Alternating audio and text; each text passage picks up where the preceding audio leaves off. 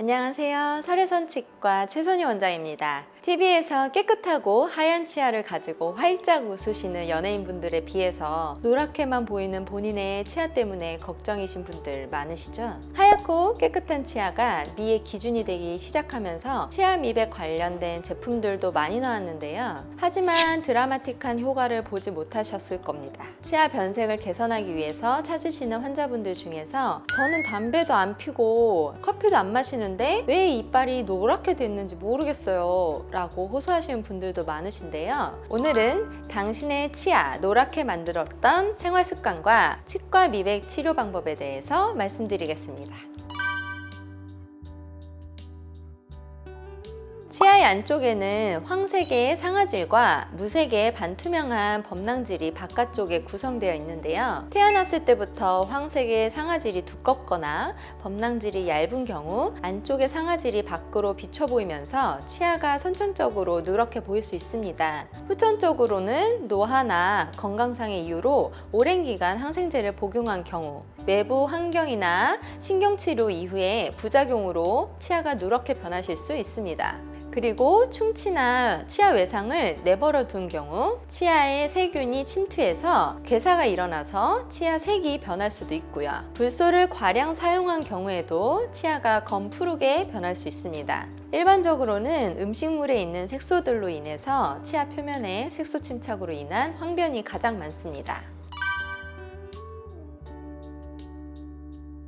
치아는 겉으로 보기에는 매끄러워 보이지만 매우 미세한 구멍들이 나 있습니다. 음식을 먹었을 때 이 구멍 속으로 착색을 유발하는 성분이 들어가면 치아가 누렇게 되기 시작하는데요. 치아 착색을 유발하는 원인으로 가장 많이 지목되는 것은 바로 커피입니다. 아메리카노 중에서도 따뜻한 아메리카노가 착색을 더 심하게 유발하는 것으로 알려져 있습니다. 아메리카노가 아닌 라떼를 마시는 경우 착색의 효과는 절반 가까이 줄어드는 것으로 나타났습니다. 치아 착색 지수를 수치화한 연구 결과에 의하면 아메리카노는 8.42의 지수가 나타났고 라떼는 4.11인 것으로 드러났습니다. 라떼의 경우 우유의 카제인 성분이 착색을 덜 유발하는 원인인 것으로 밝혀졌습니다. 카제인은 커피 속 탄닌에 의한 치아 착색을 예방합니다. 반면 커피보다 더 심하게 치아 착색을 유발하는 식품들도 있습니다. 바로 홍차와 초콜릿, 김치찌개, 라면인데요. 이 식품들은 자주 섭취할 경우 커피를 마시지 않았는데도 치아 착색이 빠르게 진행될 수 있습니다. 홍차의 평균 치아 착색 지수는 12.73으로 아메리카노보다 훨씬 높은 치수를 기록했습니다. 초콜릿은 11.03이었고 김치찌개는 10.95였습니다. 커피 못지않게 자주 먹는 라면 역시 착색 지수가 9.98인 것으로 드러났습니다. 그렇다면 누런니가 걱정된 경우 치아 착색의 원인으로 지목되는 음식들을 아예 끊어야 할까요? 그럴 필요는 없습니다. 음식물에 의한 착색은 치아 표면에도 되지만 치아와 치아 사이에 생기는 치석에서 많이 착색됩니다.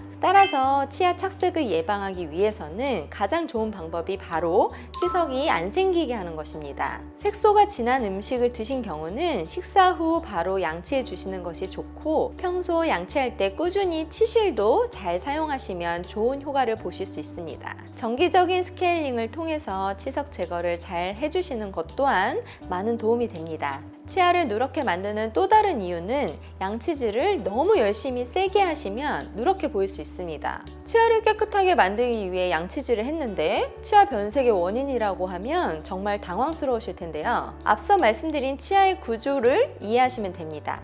치아를 덮고 있는 반투명의 범낭질을 너무 열심히 닦아서 닳게 되면 마모되기 때문에 밑에 보이는 황색의 상아질이 보이게 됩니다. 범낭질이 얇아지면서 황색 상아질이 쉽게 투과되면서 치아가 노랗게 보이게 되는 거죠. 정확히는 치아가 누렇게 되는 것이 아니라 치아 표면이 깎여서 안쪽 치아 조직이 노출되는 것입니다.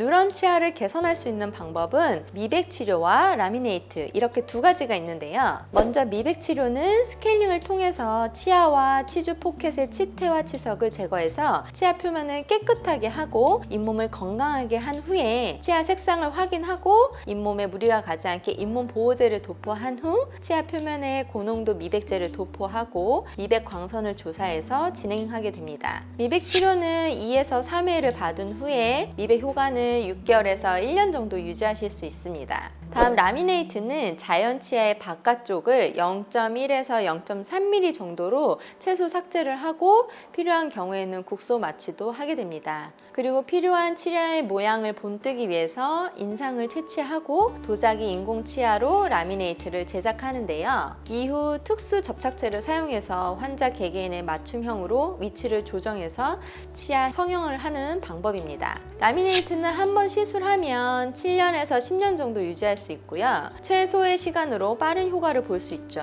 치아의 색과 모양, 스마일 라인을 개선할 수 있는 장점이 있는 반면에 보철 치료를 하기 때문에 한 번 선택하고 반영구적으로 효과가 있어서 신중하게 선택하셔야 합니다.